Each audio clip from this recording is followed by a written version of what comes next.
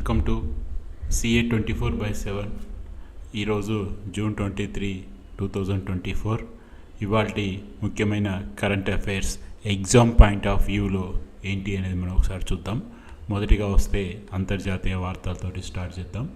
అంతర్జాతీయ వార్తల్లో మొదటి వార్త, దక్షిణ కొరియాకు మద్దతుగా అమెరికా అణు యుద్ధ వాహ నౌక. ఈ నౌక పేరు వచ్చేసి థియోడర్ రూజ్వెల్ట్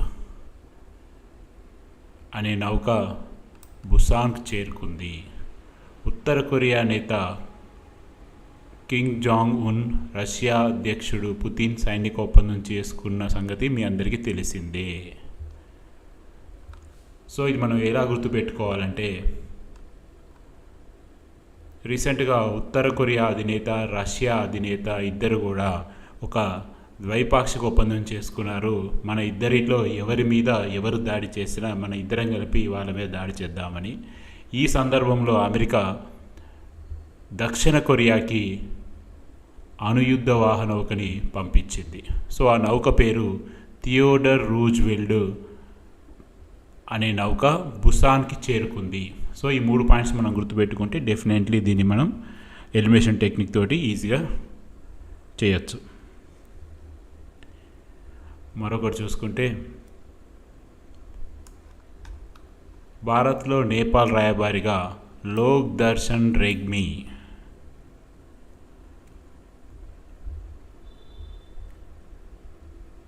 భారత్తో సహా 8 దేశాలకు నేపాల్ కొత్త రాయబారులను నియమించింది. సో ఇక్కడ మనం గుర్తుపెట్టుకోవాల్సిన ఫస్ట్ పాయింట్ 8 దేశాలు, అంటే భారత్తో సహా 8 దేశాలకి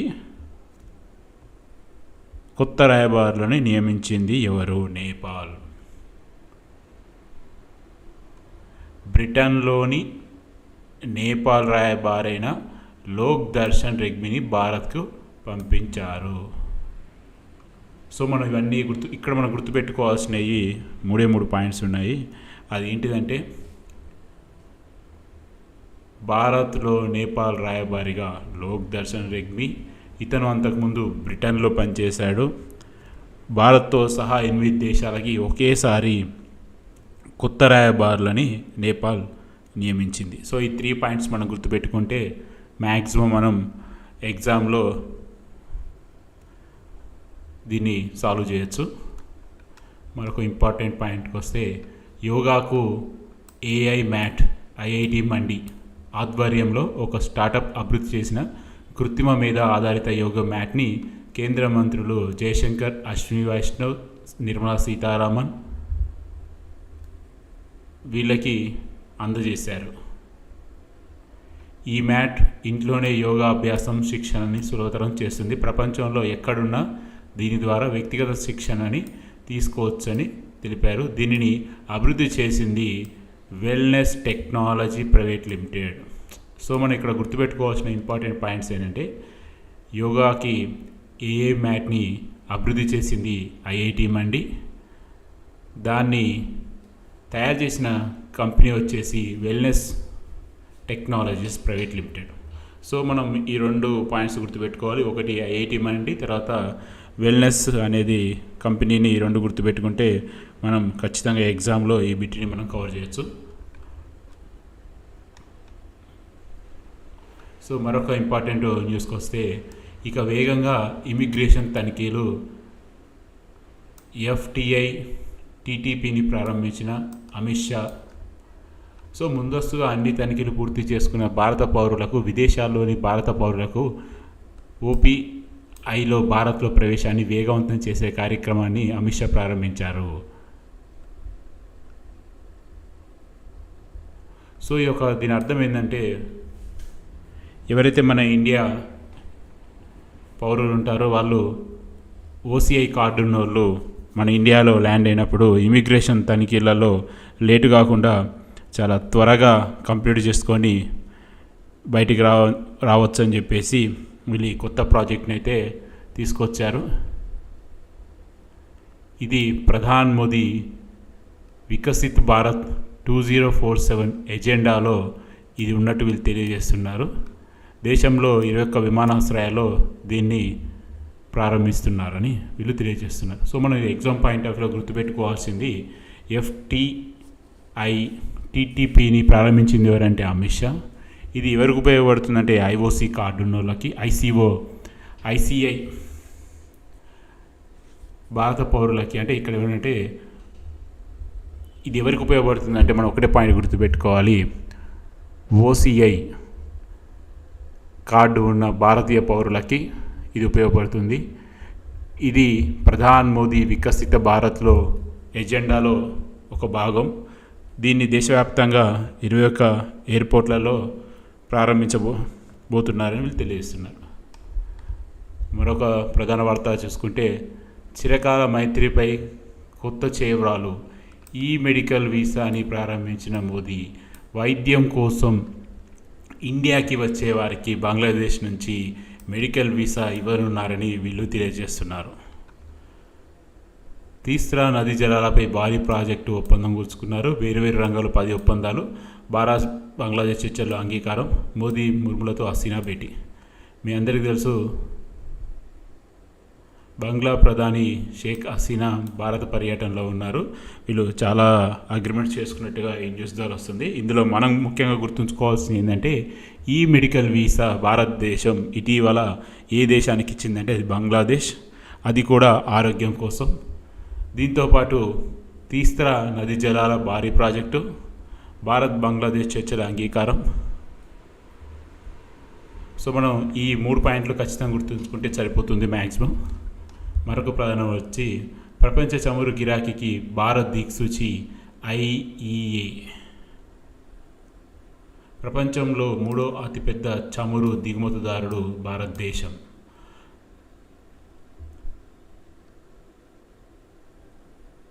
రెండు 2023 నాటికి 1.3 మిలియన్ బ్యాలర్లు రోజువారీ వినియోగం పెరుగుతుందని వీళ్ళు అంచనా వేస్తున్నారు. సో మనం ఇందులో ముఖ్యంగా గుర్తుంచుకోవాల్సింది స్టాటిస్టిక్స్ కంటే కూడా భారత్ ప్రపంచంలోనే 3వ అతిపెద్ద దిగుమతిదారుడు చమురుకి.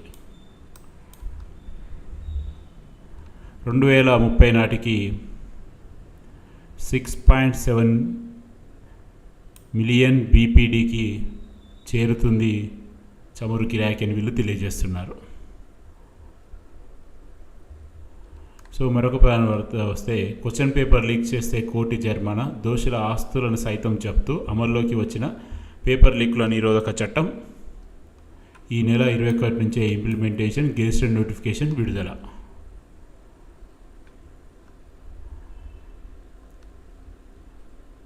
వ్యక్తిగతంగా పేపర్ లీక్ చేస్తే వారికి 3 నుంచి 5 ఏళ్ళు జైలు శిక్ష, వ్యవస్థీకృతంగా చేస్తే 5 నుంచి 10 ఏళ్ళు, కోటి జరిమానా, ఆస్తులు సైతం జప్తు, 10 ఏళ్ళు జైలు శిక్ష, కోటి ఫైన్. సో ఓవరాల్గా అయితే చట్టాన్ని చాలా పకడ్బందీగా తీసుకొచ్చి దీన్ని అమలు అయితే చేస్తున్నారు, మరి చూడాలి. సో మనకి ఎగ్జామ్ పాయింట్ ఆఫ్ వ్యూలో దీని గెజిటెడ్ నోటిఫికేషన్ ఏ డేట్ వచ్చిందని అడిగే అవకాశం ఉంటుంది. అది మనం ఇక్కడ చూసుకోవాలి. ఈ నెల 21, ఈ నెల అంటే జూన్ 21 నుంచి ఈ చట్టం అమల్లోకి వచ్చినట్టు వీళ్ళు తెలియజేస్తున్నారు. సో మ్యాక్సిమం వచ్చేసి ₹1 జరిమానా, మ్యాక్సిమం 6 వచ్చేసి ఇండివిజువల్గా అయితే 5, కంబైన్డ్గా అందరూ పేపర్లకి అయితే 10 ఏళ్ళు. సో వీళ్ళకి ₹1 జరిమానా లేనప్పుడు ఆస్తులు కూడా జప్తు చేయొచ్చు అని చెప్పి అయితే వీళ్ళు చెప్తున్నారు. సో మరొక ప్రధాన వార్త చూసుకుంటే 2023-24లో 1.56 లక్షల కోట్లు ఆస్తులు నగదీకరణ చేశారంట. సో జాతీయ నగదీకరణ కార్యక్రమం కింద 2023-24లో ప్రభుత్వం 1.56 లక్షల కోట్ల ఆస్తుల నగదీకరణ చేసింది. వాస్తవానికి గత సంవత్సరంలో 1.8 లక్షల కోట్ల ఆస్తులు నగదీకరించిన ప్రభుత్వం లక్ష్యంగా నిర్దేశించుకున్న దాన్ని చేరుకోలేకపోయింది.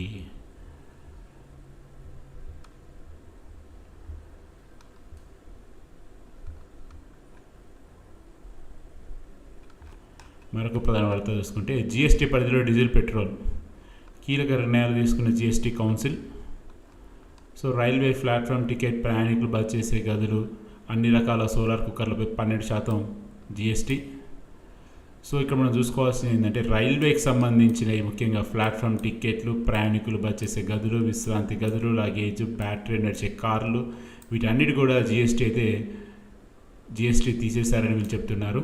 అదేవిధంగా సోలార్ కుక్కర్ల మీద 12%, స్టీల్, ఇనుము, అల్యూమినియంతో తయారు చేసే పాల క్యాన్ల మీద 12%, స్ప్రింక్లర్, కార్బన్ బాక్సులు జీఎస్టీ 12%, నెలకి 20,000 రూపాయలు లోపు అద్దె చెల్లించే ప్రైవేటు హాస్టల్ ఇళ్లకు విద్యార్థులకు జీఎస్టీ మినహాయింపు ఇవ్వాలని సిఫారసు చేశారు. సో ఇది ఖచ్చితంగా ఒక మిడిల్ క్లాస్ ప్రజలకైతే మంచి సేఫ్టీ. బట్ మన ఎగ్జామ్ పాయింట్ ఆఫ్ వ్యూలో మనం చూడాల్సింది ఏంటంటే, రైల్వేకి సంబంధించిన వాటికి ప్లాట్ఫామ్ టికెటే కానీ, లాగేజే కానీ, వెయిటింగ్ రూమే కానీ వీటన్నిటికీ జీఎస్టీ తీసేశారు. దాంతోపాటు బ్యాటరీ నడిచే కార్లో కూడా వీళ్ళు జీఎస్టీ తీసేశారు. సోలార్ మీద 12% చేశారు. ఇనుము మీద, అల్యూమినియంతో తయారు చేసే పాల క్యాన్ల మీద 12% చేశారు. స్టూడెంట్స్ 20,000 లోపు రెంట్ కడితే జీఎస్టీ లేదు. స్ప్రింక్లర్లు, కార్బన్ల మీద జీఎస్టీ 12 చేశారు. సో ఇవి మనం గుర్తుపెట్టుకుంటే మ్యాక్సిమం అవుతుంది. అయితే ముఖ్యంగా ఇక్కడ గుర్తుపెట్టుకోవాల్సింది ఎన్నో సమావేశం, 53వ జీఎస్టీ కౌన్సిల్. చాలా చాలా ఇంపార్టెంట్ ఇది 53 అనే నెంబర్. ఇది ఎక్కడ నిర్వహించారు? ఢిల్లీ. దీనికి ఎవరు అధ్యక్షత వహించారు? నిర్మలా సీతారామన్. సో మన ఈ 3 పాయింట్లు గుర్తుపెట్టుకుంటే మన ఎలిమినేషన్ పాయింట్ ఆఫ్ వ్యూలో ఖచ్చితంగా ఎగ్జామ్లో ఆన్సర్ అయితే చేయొచ్చు. మరొకరు చూసుకుంటే కోవిడ్-19 టీకా పేటెంట్ సహజమానిగా ఐసీఎంఆర్ అంటే భారత్ బయోటెక్ ప్లస్ ఐసీఎంఆర్ కలిపి కోవిడ్ టీకాని రిలీజ్ చేసినట్టుగా వీళ్ళు సహజమాని పేటెంట్ అయితే తీసుకున్నారు. మీ అందరికీ తెలుసు, మన రీసెంట్ జరిగిన తెలంగాణ గ్రూప్ 1 ఎగ్జామ్లో కూడా ఇదే క్వశ్చన్ డైరెక్ట్గా వచ్చింది. దీనికి ఓనర్ ఎవరెవరు అన్నారు? భారత్ బయోటెక్. ఇక్కడ చూడండి మీరు కిందగా భారత్ బయోటెక్, ఐసీఎంఆర్ ఈ 2 కలిపే మనకి కోవిడ్-19 టీకా తయారు చేసినట్టుగా వీళ్ళు ఇచ్చారు. మరొక వార్త తీసుకుంటే, లోక్సభలో ఎంపీల ప్రమాణ స్వీకారం మొదటిగా మోదీ, చివరిన శతాబ్ద రాయ్ ఎంపీలుగా ప్రమాణ స్వీకారం చేస్తారు. తెలుగు రాష్ట్రాల్లో ముందుగా అరకు, చివరిగా తిరుపతి ఆంధ్రప్రదేశ్లో, తెలంగాణలో మొదట ఆదిలాబాదు, చివరిగా ఖమ్మం ఎంపీలు ప్రమాణ స్వీకారం చేస్తారు. మరొక వార్త చూసుకుంటే, ప్రసార భారతి నూతన చైర్మన్ ఎవరు అంటే నవనీత్ కుమార్ సెహగల్. భారత్లోని హిందుస్థాన్ ఏరోనాటికల్ లిమిటెడ్ తయారు చేసినటువంటి డోర్నియర్ 228 ఎయిర్ క్రాఫ్ట్ను కొనుగోలు చేసినది ఏ దేశం? గయానా.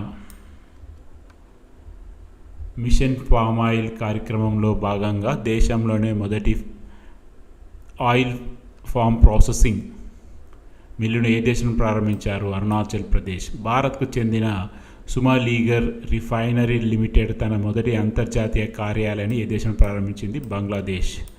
మార్చి 15 ప్రపంచ వినియోగదారుల సదస్సు. వినియోగదారుల హక్కుల దినోత్సవం. దీని యొక్క థీమ్ ఏంటిదంటే fair and responsible AI for consumers. March 10 ప్రపంచ వినియోగదారుల హక్కు దినోత్సవం. దీని యొక్క థీమ్ ఏంటిదంటే fair and responsible AI for consumer. మీ అందరు గమనించవచ్చు, ఈ రోజుల్లో మన పేపర్ సెట్టర్ మైండ్ సెట్ ఏ విధంగా చేంజ్ అయిందని మనం ఇక్కడ చూడవచ్చు. ఒకప్పుడు డేస్ అడిగేటోడు, దాని డేట్ ఎప్పుడు అని అడిగేటోడు, బట్ ఇప్పుడు థీమ్ అడుగుతున్నాడు. సో మనం ఇప్పుడు డేట్తో పాటు థీమ్ గుర్తుపెట్టుకోవడం చాలా ఇంపార్టెంట్. సో ఇది చాలా ఇంపార్టెంట్. ఇటీవల వార్తలోకి వచ్చిన పంచేశ్వరి మల్టీపర్సన్ ప్రాజెక్ట్ ఏ 2 దేశాల మధ్య సంబంధించింది? భారత్, నేపాల్. వరల్డ్ హెరింగ్ డేను ఏ రోజున నిర్వహిస్తున్నారు? మార్చి 3న. ఇటీవల వార్తల్లోకి వచ్చిన ఓక్లా పక్షుల అభయారణ్యం ఎక్కడ ఉంది? ఉత్తరప్రదేశ్. మరొక ఇంపార్టెంట్ వస్తే, ఎన్టీఏ ప్రక్షాళనకు ఇస్రో మాజీ చైర్మన్ అధ్యక్షత. Committee chairman K Radhakrishna ISRO మాజీ చైర్మన్, రణదీప్ గులేరియా ఢిల్లీ ఎయిమ్స్ మాజీ director, BJ Rao Hyderabad central university vice chancellor, K Ramamurthy IIT Madras గౌరవ professor, Pankaj Banswal people strong సహ వ్యవస్థాపకుడు, కర్మయోగి భారత్ బోర్డు సభ్యుడు, ఆదిత్య మిత్తల్ ఢిల్లీ ఐఐటి డీన్, గోవింద జైస్వాల్ కేంద్ర విద్యాశాఖ సంయుక్త కార్యదర్శి. మీ అందరికీ తెలుసు, NEET exam question paper leak అయిపోయిన తర్వాత ఆ ఓల్డ్ చైర్మన్ అయితే వీళ్ళు తీసేశారు ఉద్యోగాల నుంచి. అతని తర్వాత ఒక కమిటీని అయితే వేసి మనం భవిష్యత్తులో క్వశ్చన్ పేపర్ లీక్ కాకుండా ఉండాలంటే ఏమేమి చర్యలు తీసుకోవాలని దానికోసం ఒక హై లెవెల్ కమిషన్ అయితే వేశారు. అందులో దాదాపు 1+6 మెంబర్స్ అయితే ఉన్నారు. 1 చైర్మన్, 6 మెంబర్స్ ఉన్నారు. వీటి యొక్క విధి విధానాలు పరీక్ష నిర్వహణ యంత్రాంగంలో సంస్కరణలు, డేటా సెక్యూరిటీ ప్రోటోకాల్స్ మెరుగుపరచడం, ఎన్టీఏ నిర్మాణం. సో వీళ్ళకి ఓవరాల్గా 2 నెలల గడువు అయితే ఇచ్చారు. సో ఇది మనకి రానున్న ఎగ్జామ్లో మనకి ఎన్ని మెంబర్స్ అని అడిగే అవకాశం ఉంటుంది. వీళ్ళ ఒక ప్రొఫైల్స్లలో ఉన్నటువంటి ప్రొఫెషనల్ ఏంటి క్వాలిఫికేషన్స్ అని కూడా వీళ్ళు అడిగే అవకాశం అయితే ఉన్నది. ఇంకో చూస్తే సైన్స్ అండ్ టెక్నాలజీ, గాలి వాటమే ఇంధనం, నౌకలో పొదుపు కోసం వినూత్న ఆలోచన, సీరింగ్ పరిజ్ఞానంతో ఉదాహరణలకు కళ్యం. సో వీళ్ళు ఇది సైన్స్ అండ్ టెక్నాలజీలో వస్తుంది. ఇది ఒకసారి చూడండి. ఇటువంటి క్వశ్చన్స్ కొద్దిగా రావడం ఈ మధ్యకాలంలో కొద్దిగా చెప్పలేము, ఎందుకంటే వీళ్ళు సోలార్ మీద వస్తున్నది కాబట్టి ఈ మధ్యకాలంలో క్వశ్చన్ పేపర్లో సోలార్కి సంబంధించిన ఒక్క క్వశ్చన్ అయినా వీళ్ళు ఖచ్చితంగా ఇస్తున్నారు. సో ఇటువంటి రీసెంట్ రీసెర్చ్ మీద కూడా మనం ఖచ్చితంగా డేటాని తీసుకోవాలి. సో మరొక ఇంపార్టెంట్ వార్తకు వస్తే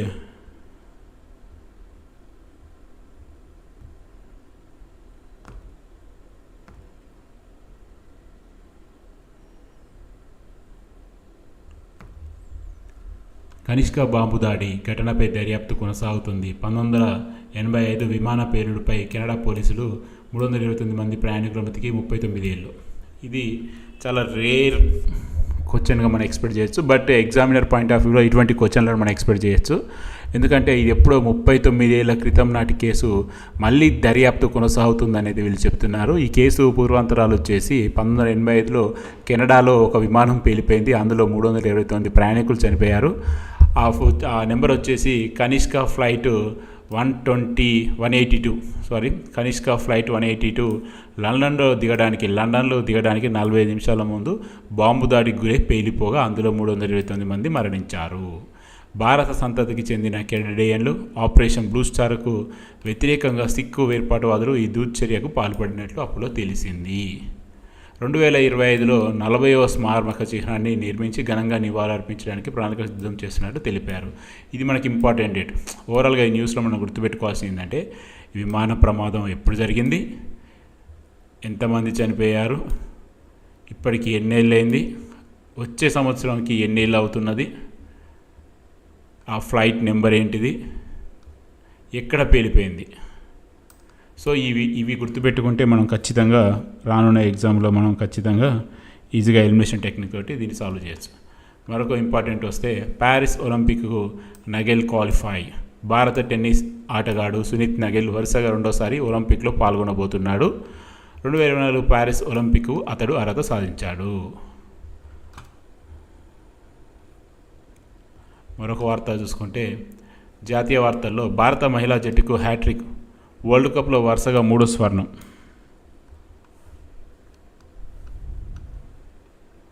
ఇందులో మనం ముఖ్యంగా గుర్తుంచుకోవాల్సింది ఆంధ్రప్రదేశ్ అమ్మాయి వెన్నెం జ్యోతి సురేఖతో పాటు అదితి గోపీచంద్ స్వామి, పర్నీత్ కౌర్ ఈ జట్టులో సభ్యులుగా ఉన్నారు.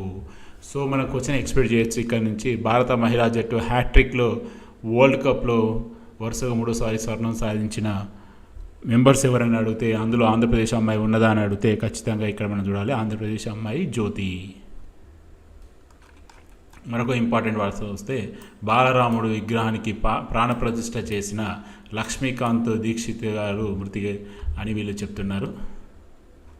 మరొక ఇంపార్టెంట్ న్యూస్ చూసుకుంటే జియో ఇన్ఫర్మేటిక్స్ విద్యార్థికి డాక్టరేట్, తెలంగాణ యూనివర్సిటీ అందజేత. సముద్ర గర్భ పరిస్థితులు, ప్రకృతి విపత్తులపై గౌతమ్ కృష్ణ తేజ పరిశోధనలు. డిపార్ట్మెంట్ ఆఫ్ జియో ఇన్ఫర్మేటిక్ విభాగంలో గుండ గౌతమ్ కృష్ణ తెలంగాణ విశ్వవిద్యాలయంలో PhD ప్రదానం చేసింది. డెహ్రాడూన్లోని Indian institute of remote sensing, Telangana విశ్వవిద్యాలయం డిపార్ట్మెంట్ ఆఫ్ జియాలజీ సంయుక్త ఆధ్వర్యంలో ఈ పరిశోధన చేశారు. కరీంనగర్ జిల్లాకు చెందిన Kothiram Gautham Krishna geo dynamic of Bering island volcanism insights from geo spatial technology అనే అంశం మీద పరిశోధన చేశారు. సో మనం ఇక్కడ గుర్తుపెట్టుకోవాల్సింది ఏంటంటే తెలంగాణ చెందినటువంటి కరీంనగర్ విద్యార్థి geo dynamics of Bering island volcanism insights from geo spatial technology అనే అంశం మీద పరిశోధన చేసి డాక్టరేట్ పొందాడు. భూగర్భ పరిస్థితులపై, ప్రకృతి విపత్తులపై గౌతమ్ కృష్ణ తేజ ఈ పరిశోధనలు చేశాడు. సో ఇటువంటి మనం కరెంట్ అఫైర్స్లలో ఒక్కోసారి ఎక్స్పెక్ట్ చేయొచ్చు.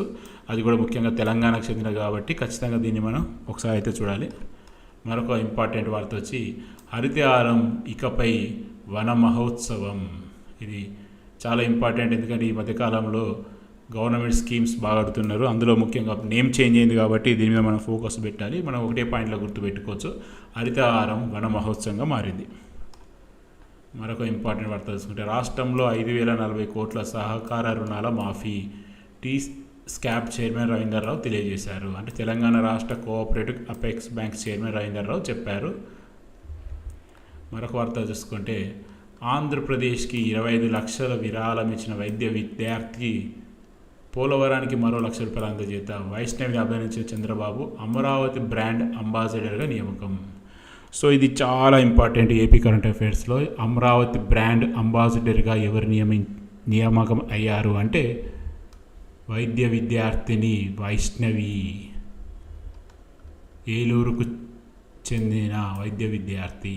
మరొక ఇంపార్టెంట్ చూసుకుంటే విశాఖపట్నంలో మొగ్లిక్స్ కేంద్రం ప్రారంభిస్తున్నట్లు వీళ్ళు తెలియజేస్తున్నారు 10 కోట్లతోటి.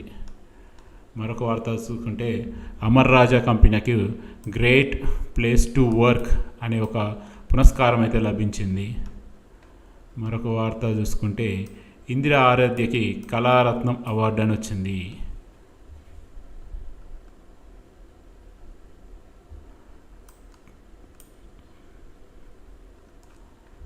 మరొక వార్త చూసుకుంటే కలెక్టర్ ఢిల్లీ రావుకి జాతీయ స్థాయి గుర్తింపు. మాదక ద్రవ్యాల వినియోగం, అక్రమ రవాణాను అడ్డుకోవడంతో పాటు బాలుల హక్కుల పరిరక్షణలో అత్యుత్తమ పనితీరును కనబరిచిన కలెక్టర్ ఎస్ ఢిల్లీ రావుకి జాతీయ స్థాయిలో గుర్తింపు వచ్చింది. ఢిల్లీలోని రాజ్పత్ ఏరియాలో మౌలానా ఆజాద్ రోడ్లో గల విజ్ఞాన భవన్లో ఈ నెల 30 నిర్వహించిన కార్యక్రమంలో ఢిల్లీ రావు ప్రశంస అవార్డు అందుకోనున్నారు. సో కలెక్టర్కి ఢిల్లీ రావు అవార్డు అయితే వచ్చింది. సో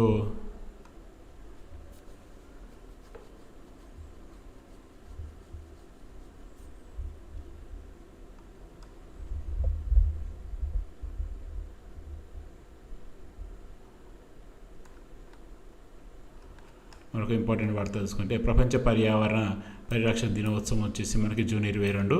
ఈసారి థీమ్ వచ్చేసి ద ఇయర్ ఆఫ్ యాక్షన్. మనం ఇక్కడ చూసుకోవాల్సింది పర్యావరణ పరిరక్షణ దినోత్సవం 22 జూన్ 22. దాని థీమ్ వచ్చేసి 2024లో ద ఇయర్ ఆఫ్ యాక్షన్. మరొక రిపోర్ట్ వచ్చేసి FMCG అమ్మకాలలో రూరల్ ఏరియాస్ మంచి గ్రోత్లో ఉన్నాయని వీళ్ళు తెలియజేస్తున్నారు ఈ సర్వేలో. సో ఓవరాల్గా రానున్న రోజుల్లో కామర్స్ బిజినెస్ అంతా రూరల్లో డిపెండ్ అయి ఉందని వీళ్ళు తెలియజేస్తున్నారు. మరొక వార్త చూసుకుంటే పీల్చే గాలి స్వచ్ఛమైనదేనా? కొత్తగా రానున్న గాలి నాణ్యత పర్యవేక్షణ స్టేషన్లో రాష్ట్ర వ్యాప్తంగా 40 ఆమోదం తెలిపిన కేంద్ర కాలుష్య నియంత్రణ బోర్డు. సో మన తెలంగాణలో తాండూరులో ఏర్పాటు చేయబోతున్నారు. ఓవరాల్గా 32 జిల్లా కేంద్రాల్లో గాలి నాణ్యత కోసం వీళ్ళైతే చేయబోతున్నారు. సో ఇది ఫ్రెండ్స్ ప్రస్తుతం ఉన్నటువంటి ఇంపార్టెంట్ కరెంట్ అఫైర్స్.